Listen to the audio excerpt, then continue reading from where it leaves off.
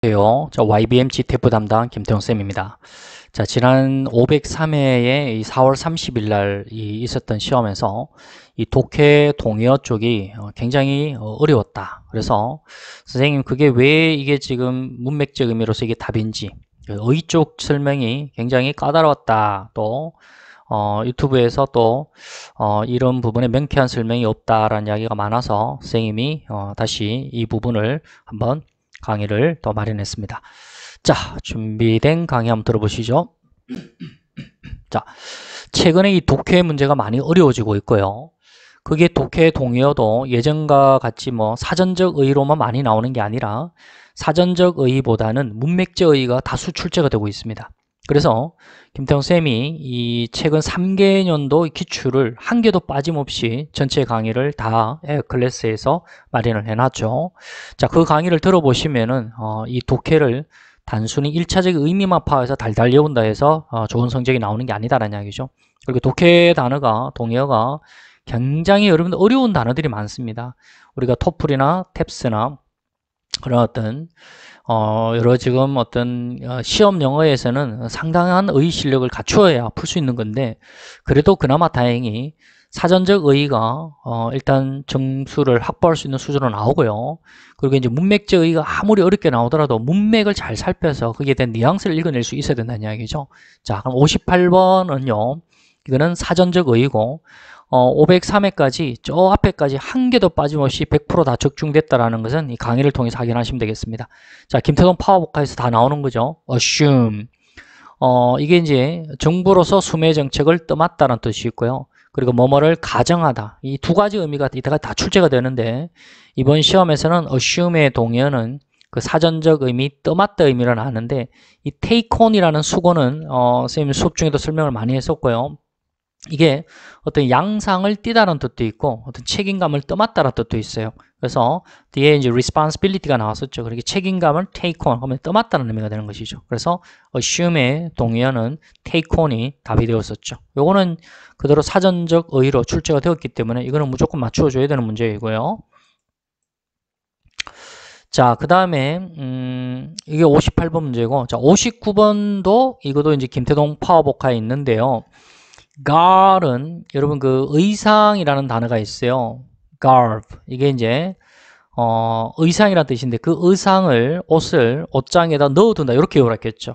의상을 옷장에다 넣어둔다, 비축해둔다, 저장해둔다는 이야기죠. 그래서 뭔가 축적하다라는 일반적인 사전적 의미가 accumulate라는 단어인데 이번 시험에서는 약간의 문맥을 보셔야 돼요. 자, 뭐뭐를 garner 한다라는 것은 그걸 비추하고 저장해 놓는다는 것은 그거를 버리는 게 아니라 받아들인다는 얘기예요. 받는다는 이야기죠. 그래서 receive가 가장 적합한 의의가 되겠습니다. 그래서 58, 59번은 이게 사전적 의미에 가깝기 때문에요. 이거는 이제 무조건 여러분들이 맞추어 줘야 되는 문제고요. 자, 65번도 이게 많이 힘들어하는 것 같은데 이걸 힘들어하면 안 돼요. 여러분 이 saddle 하는 단어는 그 말 있죠, 말. 그 말의 이제 안장을 말하는 안장. 그리고 오토바이나 자전거에 이제 그 안장을 말하는 건데 이 안장은 뭔가 장착이 되어 있다는 얘기 아닙니까? 그래서 요 의미를 생각해서 외워줘야 되는데 김태동 파워보카에 보면 이 표현이 중요하죠. In the saddle, 그러니까 안장 속에 놓여져 있다 어떤 사람이. 그게 안장에서 장착이 되어 있다는 것은 거기에 어떤 자리를 앉아 있다는 이야기이기 때문에 직검 중이라는 뜻이에요. 어디에 대해 직검 중에 있다라는 이야기인데 이번 시험에 나왔던 것은 saddle with. saddle with는 거기에 뭔가 안장 속에 장착이 되어 있다는 것은 그 부분의 문맥적 의미가 몰두가 되어 있다는 이야기예요. 그래서 뭔가 사로잡혀 있고 몰두되어 있다. stick의 가구분사였습니다. stuck, be stuck with가 뭐뭐에 몰두되어 있다, 사로잡혀 있다 이런 의미죠. 그래서 일단은 이게 안장이고 장착되어 있다는 의미를 알아야 이 의미를 파악할 수 있는 것이고 in the saddle 이 의미도 잘 외워놓으시고요.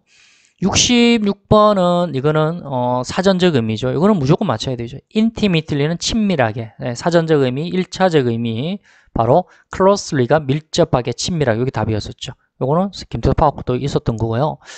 자, 그 다음에 72번, 73번이 이게 이제 문의가 제일 많았었는데요. 거기 이게 지금 파트 3에서 나왔던 건데 놈에 대한 이야기인데 이게 이제 영화에서 이제 다시 나오면서 인기를 다시 얻게 되었다는 그런 이야기가 있었어요. 그 단락에서 나는데, 그럼 인기를 다시 얻었다는 것은 다시 부활했다는 이야기인데, resurgence가 early가 다시란 뜻이고, 썰은 이거는 이제 뭔가 살아난다는 이야기입니다. 그래서 다시 살아난다니까 그게 부활이 되는 거고, 그러면 이제 그게 영화에서 놈이 나와서 다시 그 캐릭터가 이제 다시 뭔가 컴백한다라는 그런 문맥적 의미가 되는 것이고, 73번 이게 이제 문의가 제일 많았는데, 이 트로프라는 단어는 선생님처럼 글을 쓰는 사람, 선생님이 이제 글 작가죠, 시인이죠. 그러니까 방송 작가라든가 뭐 소설가라든가 이런 작가분들은 이 단어에 익숙할 거예요. 이게 이제 우리가 이제 글을 쓸 때 이제 줄거리라는 게 플롯이잖아요. 그 글 쓰는 데 있어서 그런 줄거리의 하나의 원형이 되는 걸 갖다가 바로 이 트로프라 합니다. 여러분, 그 원형이라는 단어가 굉장히 또 중요하죠. 자, 이 단어를 여러분 잘 아셔야 됩니다. 이게 또 시험에 잘 나오죠. 바로 이 프로토타입이라는 단어가 원형이란 뜻이죠. 글쓰기의 원형이 바로 트로프인데요.